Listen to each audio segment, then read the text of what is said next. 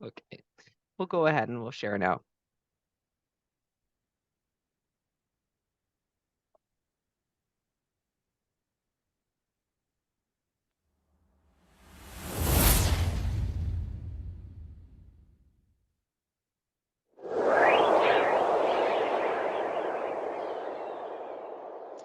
Okay, so what is MS Teams? Microsoft Teams is a web-based desktop app developed by Microsoft as part of the Microsoft family of products, which replaced Skype in 2021. The platform has features like chats, teams, channels, group conversations, breakout rooms, online meetings, and live events. Microsoft Teams has an additional subscription through Office 365 called Education that allows teachers to distribute, provide feedback, and grade student assignments turned in via Teams. I think the first thing that strikes MS Teams as exciting is that it's not just the program itself, it's the entire family of MS Office, like Excel, Word, PowerPoint, SharePoint, Forms, Stream, and even third-party apps. All of these connect and interact with the MS Teams platform, extending what you can do inside of it. I've attached the logos of some of the Office 365 apps that work with MS Teams and a few of the third-party apps. These are really just a few notables, though. There's actually hundreds that you can choose from. Quizlet down here, that's a flashcard creation tool. You can create a batch of flashcards, that's your study set, and share them with your team members. Kahoot allows teachers to generate multiple choice quizzes that can be sent to the classroom in real time and provide the teacher with an idea of student understanding and learning content. I think a lot of what makes MS Teams exciting is also what makes it engaging. So we might cover some of these features again in the engagement section. When going live in a meeting, presentation, or just a phone call, you can decide whether you want to use an uploaded picture of yourself, a live video, or even an avatar. Sometimes when you are engaged in a meeting, you have input or a reaction to what's being said that you don't necessarily want to interrupt the speaker with. MS Teams allows you to type your feedback into the meeting chat, leave a GIF, sticker, or emoji, or you can raise your virtual hand for the speaker to see and choose a reaction that reflects how you feel about the current discussion, and the emoticon flashes across the screen for the presenter and attendees to see. The array of options can seem daunting at first, but the multitude of functions can actually be quite exciting to learn, use, and master. As mentioned before, MS Teams has an education add-on that allows teachers and students to unite in one cohesive space. For educators, they can develop assignments in programs like Excel or Word, or use an app like Flip, and then press the share button to automatically send what has been created to MS Teams to a channel of their choice with just one click. Learners, on the other hand, can benefit from being able to express their feelings about course content through regular check-ins where they get to write or choose emojis to represent how they feel about the content and their level of understanding on it. The learners will also benefit from instant connections with colleagues and teachers because everyone is in the same group together and they can ask questions for instant help and see other questions asked in the same channel. There's no longer a reason for trying to find a study buddy or figure out how to contact the teacher when not in class. Finally, there's also functions called learning accelerators, which can help learners with the content they are reading by providing definitions, audio pronunciations, and other guidance in literacy and understanding. Lots of features make MS Teams engaging, especially when they're fun. First, accessibility. You can connect with Teams on your desktop, mobile app, or your web app. Second, all classmates and teachers should have their camera on so that you can interact face to face, which replicates the same stigma of an in-class environment. As mentioned before, there's an absolute ton of different emojis, stickers, GIFs, and memes that you can add to your chats to make learning a bit more fun and engaging too. Another standard feature that helps get learners involved with class or breakout rooms. Breakout rooms allow larger groups to be split into smaller groups, giving learners a chance to collaborate with their peers, build rapport with one another, and hear a variety of voices other than the instructors. The students will break out of the group and go into private discussion rooms for a set time limit of the instructor's choice. When the time is up, The groups will automatically disperse and come back to the classroom setting where they may share what was discussed during the breakout. Cornell University says breakout rooms encourage creativity, collaboration, problem solving, and reflection. Another standard feature of MS Teams is the ability to create a poll for your group, either before or during your presentation. Teachers can ask questions that can help them gain information on the students, like their understanding on what was just discussed or the level of understanding of something going into a subject. Teachers can also take a quick poll for decision-making purposes, like deciding when is a good time to break or which day of the week they want assignments to be due. Polls are also a great icebreaker. We use them at my work to often encourage learner engagement and get to know each other. Remember, there are so many additional apps that you can use right within MS Teams to further engagement that this is really just touching the surface of two standard options. Microsoft Teams has an array of options for evaluating learners. The teacher can assess learner knowledge regularly through knowledge checks without leading to overwhelming stacks of paper. Using Microsoft Forms in a class team eliminates the use of paper entirely and helps make feedback more timely and integrated into learning. With embedded forms, educators can create assignments and quizzes directly in their MS Teams channel. Educators can manage assignments, timelines, instructions, add resources, grade with rubric, and more through the assignments function. Educators can also customize assignments according to school grading policies. For example, educators can create weighted categories for assignments if required, and they can create custom grading schemes.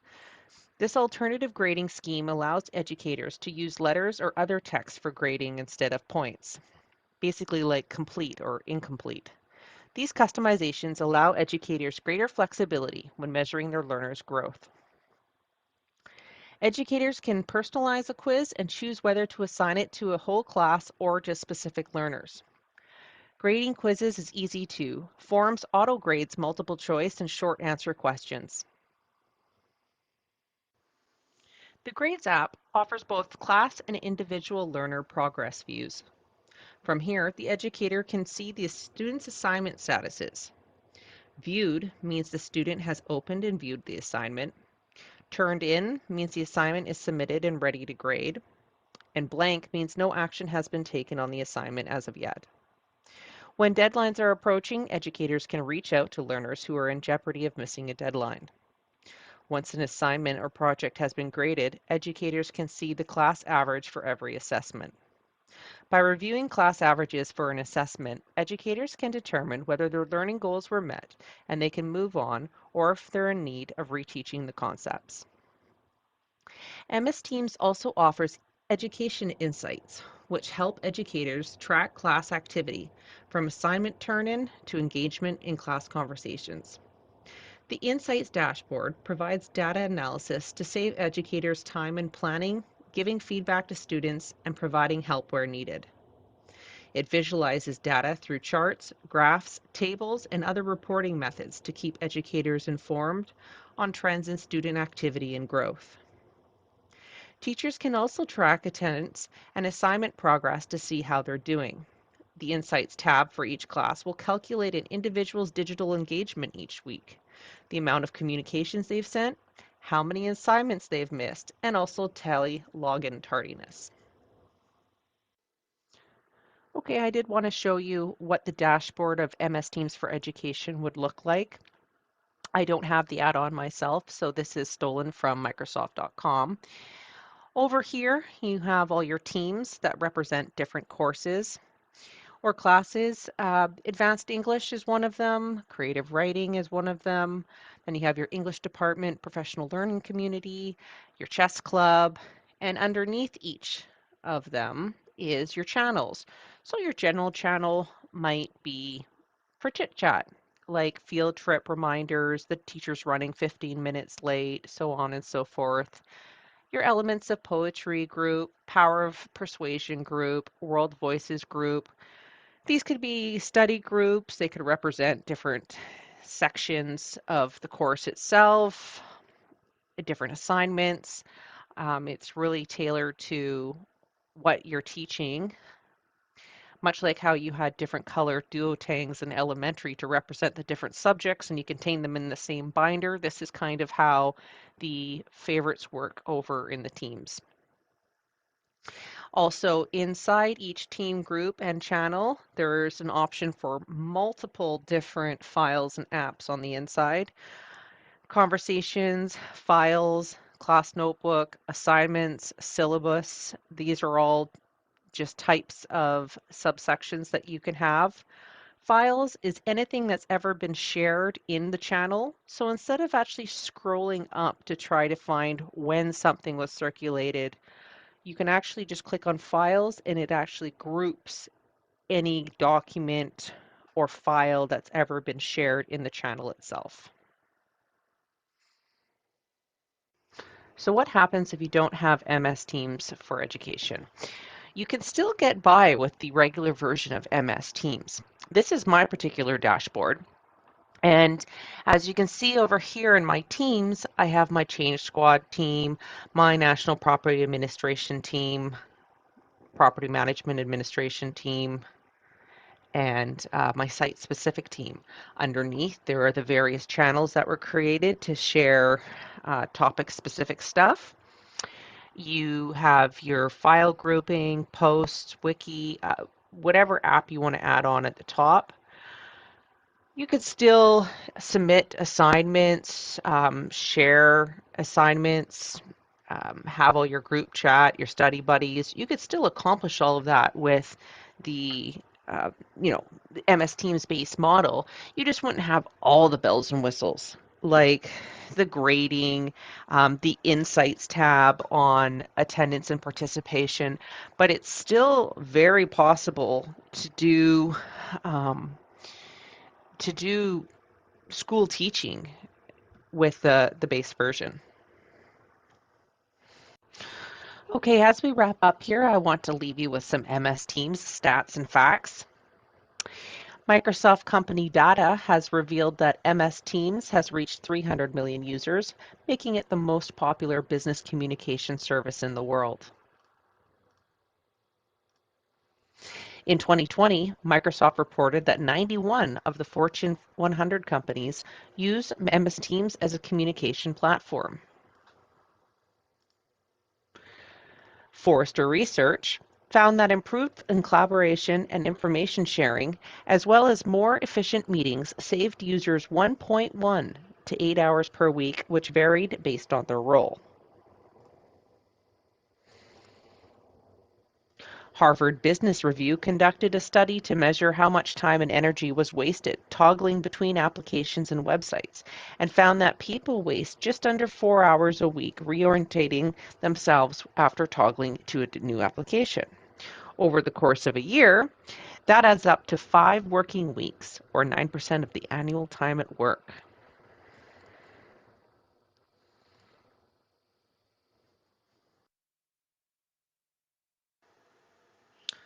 Okay, guys, that is wrap up my time here today. When reviewing how Microsoft Teams weighs up amongst the 4 E's, I really honestly think they get an A letter grade um, amongst all 4 E's. I think they do a really good job. I think the volumes of people on this planet that are using Teams speak to that. And although there's always room for improvement, I could say A minus then. But they're in the A's right across the board. I really do feel that um, they do their job and they do their job well. So thank you very much for attending. If there is any questions, please let me know. Thank you.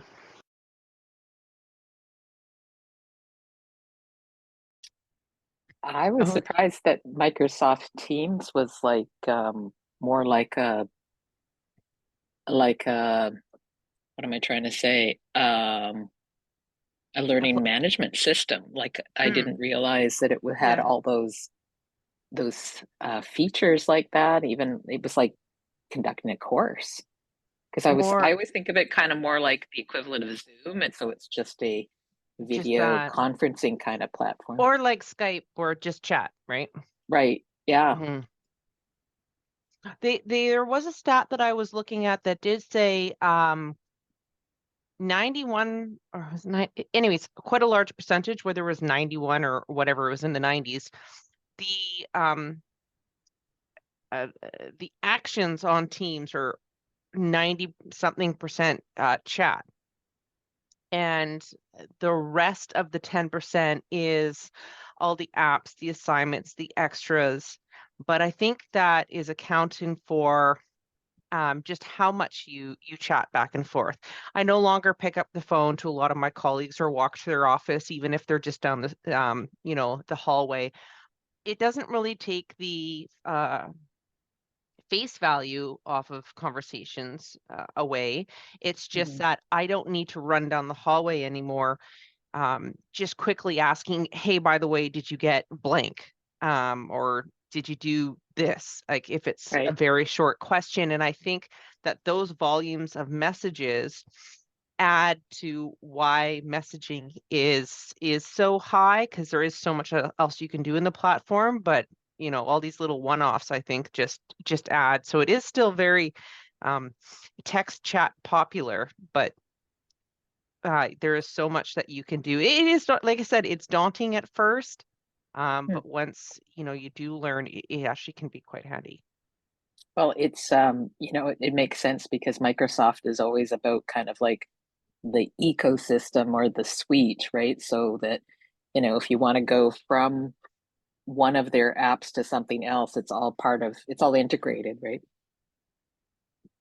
Yeah, and that is part of it, but also just that the hundred, like I asked Microsoft exactly if they could give me a number with how many apps interact with Microsoft Teams, and they said they don't know. They said hundreds. Wow. Like it's always changing and whatnot. So not only are you toggling between the MS Office suite, you can toggle between the hundreds of apps that interact with it. So you don't ever really need to leave it almost. Yeah. Yeah. To their success. Thank you. Yes, of course. Thank you. So Patricia, you're using this for business applications as opposed to teaching applications, right? So the history you were giving us was uh, on the product itself, or Um, so I use it, I would say predominantly for business application, but there's teaching involved in it. mm, Um, we're a worldwide company, right? and we when you get a new employee at a certain location, uh, you don't fly out to train them. They might come to a meetup once every 3 years, but Yeah, to train them kind of across the board, everything's kind of done on Teams. We have weekly touch-in meetings, weekly training meetings, weekly master classes to make right, sure that people in our job are doing things properly, up to par, have any questions, hands-on, kind right, of help. right. So But teaching within business as opposed to yes, yeah, yes, yeah, yes. There's a big element of teaching within the business. So that's why I said in the presentation that I didn't have Microsoft Teams for Education, and I had to steal the screenshot off the web there. mhm. So I don't exactly know what it's like. I can imagine, but again, the MS Teams base model really can achieve quite a bit without going with that extra add-on. Yeah. No, it's amazing. It looks very daunting. I have to say, great job explaining it because it's like, oh, there's a lot there. It is.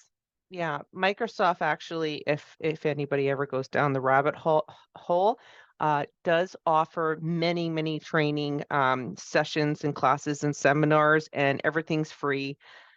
So just like I believe you were saying last night about how there were um, tutorials that you could sign up for. Microsoft has almost too many. Like I don't know the difference between one and the other sometimes, and it's almost too frequent the offerings. So so they're out there, if you want to go down that avenue, there's definitely a lot of resources out there. Did Did preparing for this presentation give you any ideas of how you might use Microsoft Teams in some type of instructional um, goal or situation? Um, well, yes. I mean, I could see how it would work in the grading field and how everything is organized. Now, I don't know that I will ever be in the situation where I'm getting assignments submitted to me and I'm grading them, but I definitely could see in through the window. Um, but I could see how I could do a lot more than what is currently being offered. So the training sessions that we currently have with our work, I found, um, that there were some things that we can improve on and that we might not be utilizing fully. Otherwise, probably the exploration of apps, more apps. Um, there are so many different game apps that you can include. Like right now with you guys on MS Teams, I could do a Family Feud or a Wheel of Fortune or do like a bunch of interactive, quick little stuff that is so much more than just polls, and you can make it informational, obviously, the questions, and actually interact, have fun, learn something at the same time, but kind of just spice up your day rather than straight talking. So it would be nice if our training sessions in business utilized more of those apps. So are you saying that some of those games can be adapted so that if you wanted to kind of put some content into it or customize them for Yes. some type of training, you can do that? Yes. So you can Oh, use the okay. stock version, or you can just make up your own questions, and the fake Vanna White will just turn over your letters and or whatever it is. I've played a couple of them before, um, just not frequent enough to like fully talk about it, but I started to kind of explore more, and I just didn't realize. I guess I didn't realize when we were playing those games back in the last couple years that they were actually MS Teams add-ons. I thought maybe it was something that somebody had made outside of the program. And sure enough, that it was actually just quick little add-ons um, that came with Microsoft Teams, and it was a lot easier than it looked. So Hmm. Okay, good to know. actually just on your left-hand pane on the Microsoft Teams, on the app pane, there sorry, on the left-hand pane, there's a button with apps. You literally click on it and type which app you want, and it puts it in there. Okay. Wow. So, All right. Thank you. okay, well, I know I've gone over, and I'm sure my free version of Zoom is going to yell at me soon. I'm You not got trying to 9 minutes. I'm not trying to cut anybody off. Oh, there's the timer. Oh, it says on the top. Okay. I really don't use Zoom. Sorry. I'm just like, yeah, it's a little foreign. I'm glad I got the sound sorted out. Thank you for your patience during that. Well, that was great. Thank you. Thank you, Patricia.